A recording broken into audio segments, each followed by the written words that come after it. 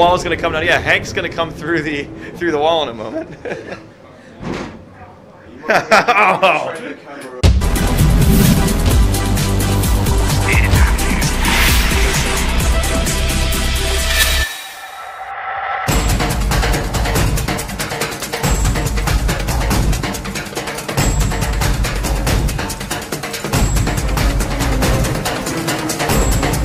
Nothing's done gratuitously. It's meant to further the story or further some emotion from the player. Those stealth kills and those tension-building moments, those are all meant to further the story, help break up the pacing of the game.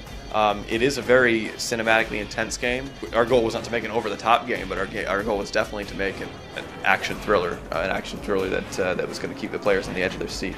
But you know, good storytelling, making a good game, you need to have proper pacing when you're making your shooter. So it's paced in there with plenty of those tension-building lower elements that'll bring the player up and down like on a roller coaster ride.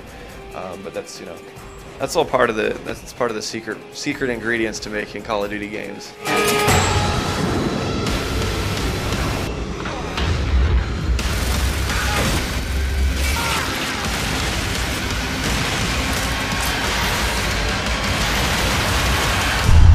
Yeah, we've always had the pressures loaded on ourselves. It's something that comes from within. We at the beginning of the project, we focused all of our studio efforts to develop exclusively Call of Duty. 2 years ago, when we made World at War, we also made James Bond: Quantum of Solace and Spider-Man: Web of Shadows. So we were a three-title studio at the time. For the first time in our studio's history, we've been able to co-develop both single-player and multiplayer in parallel. Both had a dedicated team to them since day one. That team could focus exclusively on that task and not to be distracted by the other components of the game. And the same goes for co-op, for that matter. That's just opened so many new doors for us creatively, and in terms of production timeline and the additional resources we have to really ratchet that bar up to a whole new level. Yeah, we're it's not something that we think about in terms of competition. I think every Call of Duty game wants to outdo the last. That should be the goal, to always ratchet that bar up in terms of quality, in terms of fan expectations or what have you. So yeah, that's no different with Black Ops. But most of those pressures come right from within our own studios. We hold ourselves to really high standards, and we know that the fans hold us to even higher standards. So it's something that's important for us. September 1st is the date to remember. That's when we're going to be revealing everything there is to know about multiplayer.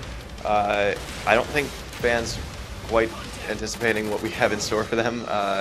We've been innovating in a lot of new ways.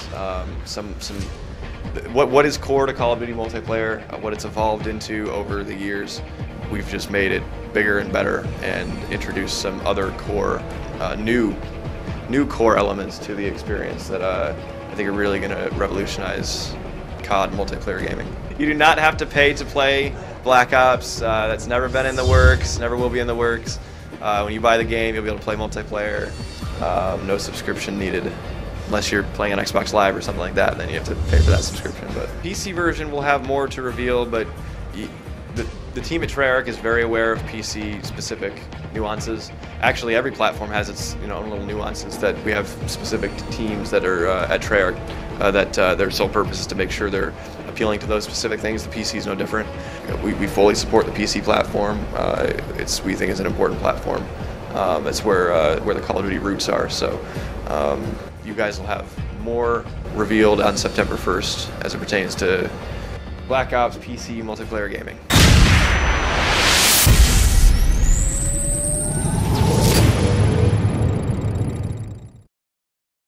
I'll just make shit up. Okay. That's what we like to hear. The publicist will now step out of the room so you can continue making shit up.